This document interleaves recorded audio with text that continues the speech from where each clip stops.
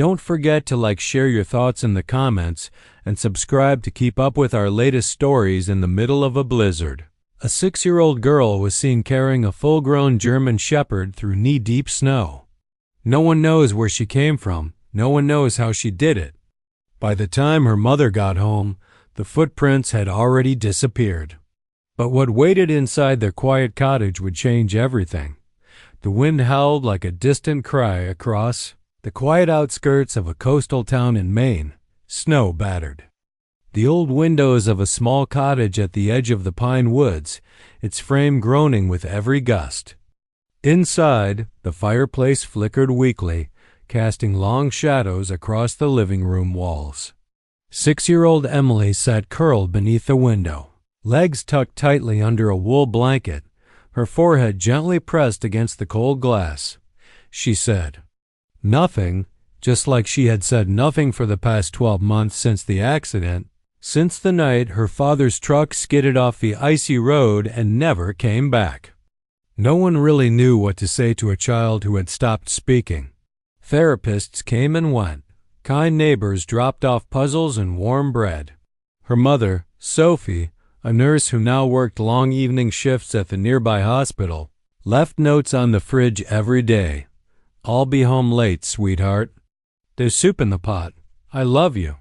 But silence hung thick in the house, heavier than the snow piling up outside. Emily didn't mind being alone. At least, she didn't show it. She watched snowflakes drift down like tiny, lost stars, blinking slowly as the storm built. Every now and then, the wind made the cottage shudder, and she'd flinch slightly, but never cried. Never called out. Then, just past the edge of the yard, a shape moved, tiny, fragile, struggling. Emily leaned closer to the glass. There, against the blinding white, was a puppy. Soaked, shivering, barely standing. Her breath caught, and for the first time in a year, something inside her stirred not fear, but urgency. The puppy stumbled forward, then collapsed into the snow. His fur, once golden, was matted and clumped with ice. He tried to lift his head, but it dropped back down, too weak to move. Emily didn't hesitate. She threw off the blanket, grabbed her heavy coat from the hook by the door, and jammed her feet into the snow boots that were still slightly too big for her. No one was there to stop her. No one was home to say, "Wait." She opened the door. The cold struck her like a slap. Wind rushed in, swirling snow into the house as she stepped outside. Her breath came out in fast white puffs. She trudged through the deep snow, each step a small battle, but her eyes stayed locked on the tiny body lying just beyond the fence, closer now. She dropped to her knees. The puppy flinched but didn't run. His eyes met hers, round, dark, and full of something she recognized. Fear and the quiet plea not to be left alone. Emily reached out her arms slowly. "It's okay," she whispered. She whispered without sound, just lips moving, breath forming the shape of the word. She hadn't spoken aloud in so long. The puppy whimpered once, then nudged forward into her arms. Was lighter than he should bet. His body shook violently as she wrapped her coat around him, tucking him close to her chest. Her fingers were already stiff, her cheeks stung with cold, but she held him tight inside the house. She laid him gently by the fire and began drying his soaked fur with an old towel. He looked up at her once, as if to say thank you. She smiled faintly.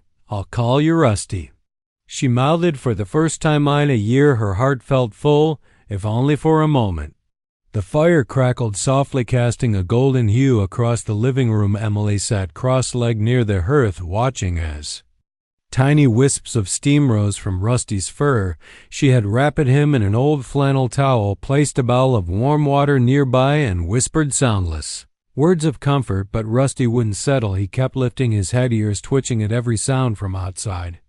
He glanced at Theodore, then back at her, then at the door again. His small body trembled, not just from cold now, but from something deeper, a kind of restless urgency that Emily could feel more than see. He whimpered, stood up shakily, padded toward the door, and scratched it gently with his paw, and he turned back to her. Those eyes, they weren't just asking for comfort no more, they were pleading for her to understand, for her to follow. Emily furrowed her brow, her small hands frozen in place on the towel. Something in her chest stirred again, just like it had outside, an invisible pull, not fear, not confusion, something stronger, but still she hesitated. The storm outside hadn't let up. The wind shrieked against the windows. Her fingers curled slightly unstern, and then she looked at Rusty again. He stood there, tiny and fragile, unmoving. His eyes held no doubt, only a quiet desperation that was somehow braver than anything she had ever seen, was terrified but determined.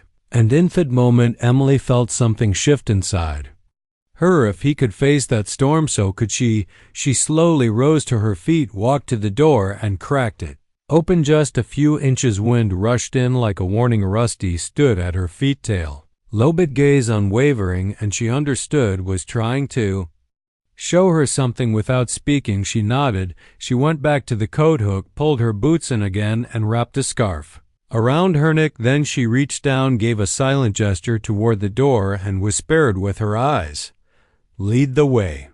The wind howled louder the moment Emily stepped outside, tugging at her coat and stinging her cheeks like needles.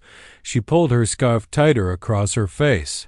Squinting against the swirling snow, the world had turned white and wild, with only shadows, soft trees breaking the storm's endless blur. Rusty moved with surprise and certainty. His small legs sank into the snow with every step, but he didn't slow down. He would pause now and then, glancing back to make sure Emily was still following, then push forward again with a quiet determination far beyond his size. Emily followed, boots crunching in the snow, her gloved hand holding tight to the edge of her coat. The deeper he went, the quieter the world became. No cars, no voices, no distant hum of town life, just the wind, the trees, and the sound of her breath, steady and brave. The forest was unfamiliar. Trees towered over them, their limbs heavy with snow, forming an icy tunnel. Every so often Rusty would stop, sniff the air, and change direction slightly, as if chasing a memory. Emily trusted him. She didn't question where they were going or why she didn't need to. Somewhere deep inside she understood she wasn't walking into danger. She was walking towards something important, something unfinished. The cold bit at her legs and her fingers ached, but she didn't slow down. She was no longer just a quiet girl wrapped in grief. She was someone being called into something bigger than herself. Rusty paused again, ears perked, and Emily, with snow clinging to her boots and breath rising in clouds, whispered in her heart, "I'm still here, keep going." The trees grew denser as they moved deeper into the forest, their heavy snow-covered branches bowed low, forming a quiet frozen tunnel. The storm raged overhead, but here under the cover of the pines, the world felt strangely still, like the forest itself was holding its breath. Rusty suddenly stopped, his ears perked, his body stiffened. He sniffed fear, then let out a soft, broken whimper. Emily caught up to him, her chest rising and falling quickly. With each breath, she followed his gaze, and there beneath a low-hanging branch was a dark shape barely visible beneath the snow. Emily's shirt leapt. She dropped to her knees and began brushing the snow away with her small shaking hands. What emerged was the form of a larger dog, limbs curled and fur-soaked and stiff, a streak of red frozen against her back paw. The dog wasn't dead, barely, but not gone. Her chest rose faintly. Her breathing was shallow, but it was there. Rusty whimpered again and pressed his tiny body against her side, licking her face gently. The older dog stirred just enough to blink, eyes tired and dim but alive. Emily's chest tightened. She watched silently as Rusty curled into the larger dog's neck, gently nuzzling her. It was such a simple act, instinctive, soft, but something about it struck her like a wave. It reminded her of warmth, of arms wrapped around her at night, of the way her dad used to hold her close before bedtime, his chin resting lightly on her head as he whispered, "Good night, my brave girl." She hadn't thought of that in so long. Maybe she hadn't let herself, but here in this cold, silent forest, that memory came back real warm and heartbreaking. Gladys, the way Rusty clung to his mother, it wasn't just love, it was a kind of need, the same Kind Emily had buried deep inside, and seeing it now raw and right in front of her, something inside her cracked her lips. Trembled, her breath caught in her throat. She didn't cry loudly, she didn't wail, she just let go. Tears slid down her cheeks, quiet, steady. Like thawed snow melting after a long frozen winter, this was more than a rescue. It was a memory rediscovered, a pain. Acknowledged, a promise, understood. Emily reached out and touched the older dog gently. "You're safe now." She moved then with the last of her strength. The dog rested her head against Rusty's tiny frame. Emily sat still for a moment, snowflakes collecting in her lashes, breath rising in uneven clouds. Her legs were numb, her fingers stiff, but her mind was clearer than it had been in a long time. She looked at Luna, so much bigger than Rusty, her body limp and heavy, breath barely rising under her thick fur. The wound on her leg looked worse now that the snow had melted around it. The cold would claim her if they stayed. Emily knew she couldn't leave her here, but bringing her back seemed impossible. Still she moved with slow, clumsy fingers. Emily untied the scarf from her neck and slid it under Luna's chest. Her arms trembled as she pulled inch by inch until the dog's upper body rested across her lap. Then, gathering every ounce of strength in her small frame, she shifted her stance, braced her back, and began to drag. Feet was crushing her boots, sank with every step. Luna's body dragged behind her like a lifeless bundle of bricks. Her shoulders screamed with each pull. Her breaths became shallow snow, soaked through her sleeves and into her gloves. After a few minutes she collapsed to her knees. Her chest heaved, her arms dangled listless at her sides, her head drooped head forward. "I can't," a small voice whispered inside her. "She's too heavy, I'm just a little girl." And then she looked up. Rusty stood just ahead, watching her. His tiny body was shaking, but his eyes were steady, silent, waiting. And in those eyes she saw something that shattered her fear. Hope, Aslan question she knew all too well. "Will I lose her too?" The pain hit deep and fast, the kind that came from memory, from waking up one morning and knowing your dad won't ever come back. She didn't want Rusty to feel that, not ever. Tears stung her eyes hot against the frozen air. Her hands curled into fists in the snow. Then, without warning, her voice broke free, raspy, low, and raw from disuse. "I won't give up," she whispered at Rasley, then louder, "for you and Foam."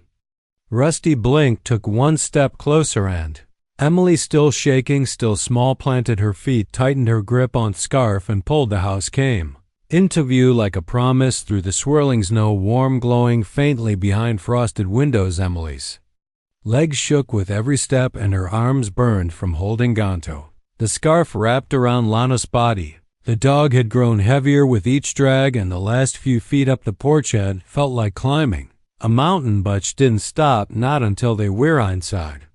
She had kicked open the front door with the last of her strength, halfling into the living room, the warmth at her face like a wave, but she didn't let go. Carefully she lowered Luna onto a towel near the fire, her arms trembling, her breath ragged. Rusty curled in beside his mother. Immediately Emily sat beside them, exhausted but calm, brushing Luna's fur with her small, aching hands. She didn't hear the door open again, didn't the footsteps behind her. She only heard her mother's voice, "Emily, I'm home." There was a pause, then the sharp sound of Sophie dropping her bag to the floor. Sophie stepped into the room and froze. What she saw didn't make sense, not at first. Her daughter, silent and withdrawn for nearly a year, sat beside two dogs, enough them injured, clearly carried in with effort and care. Her cheeks were a pink with windburn, her coat soaked, her hands red and raw. And then Sophie's eyes locked with Emily's, everything inside her clenched. For so many nights Sophie had whispered into the silence, "Please, just say something." She had stood outside of therapy rooms, waited by bedroom doors, written gentle notes on napkins with "I love you" and "I'm here," only to be met with silence. She had stopped counting number of times her hope had broken, but now, without warning, in the most impossible moment, her daughter spoke. "I found her," Emily said softly, voice unsteady but real. "She was going to die. I had to bring her home." Sophie stared. The words hit like a crack in frozen glass, quiet at first, then everything shattered. Tears rushed to her eyes, so sudden, so strong. She couldn't breathe as she fell to her knees beside Emily and cupped her face in shaking hands. "You're speaking," she choked out. "Baby, you're talking." Emily nodded slowly. "I couldn't let Rusty lose her like I lost Daddy Sophie." Pulled her into her arms and held her tight enough to anchor Thembath, and in that moment, in a room warm as be, fire fur and love a silence that had lasted far too long. Finally, indeed, the days that followed moved slowly like if melting snow outside their window, quite gentle but sure. Luna was still awake. She slept most of the time near the fireplace, her leg bandaged with soft cloth Sophie had sterilized from the medicine cabinet. Every morning and evening Sophie knelt beside her, cleaning the wound while whispering softly. She had always known how to care for the broken, but this time it felt different, more personal, more sacred. Rusty rarely left his mother's side. He would curl into her chest, sometimes letting out a sigh in his sleep as if relieved that she was still breathing beside him, and when Luna whimpered in pain, he'd nuzzle her gently, a quiet reminder that she wasn't alone anymore.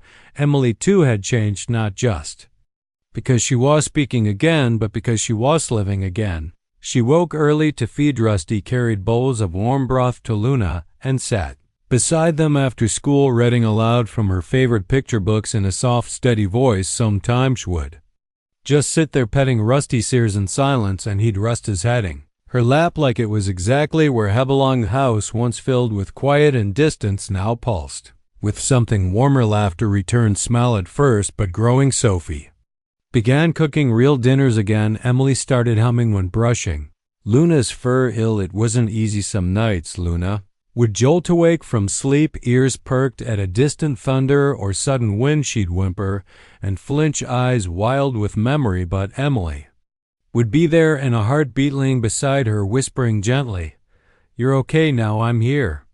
And over time the flinching stopped, not all at once, but slowly, like wounds do when they know they're finally somewhere safe in it to heal. The days grew longer, and for the first time in what felt like forever, Emily no longer counted them. There was no more waiting by the window, no more silence pressed into her chest. Her world, once small and quiet, now moved with soft footsteps, wagging tails, and the warmth of breath beside her. At night on morning, she sat on the porch with Rusty in her lap, Luna resting at her feet. The sky was pale blue, the kind off-ski her dad used to say meant a calm day ahead.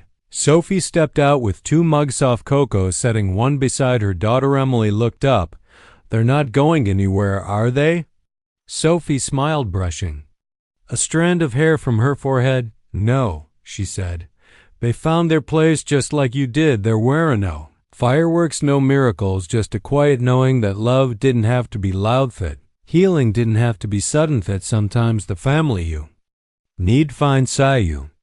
And as the wind passed gently through the trees, carrying laughter and the smell of spring, Emily closed her eyes and knew she was whole again.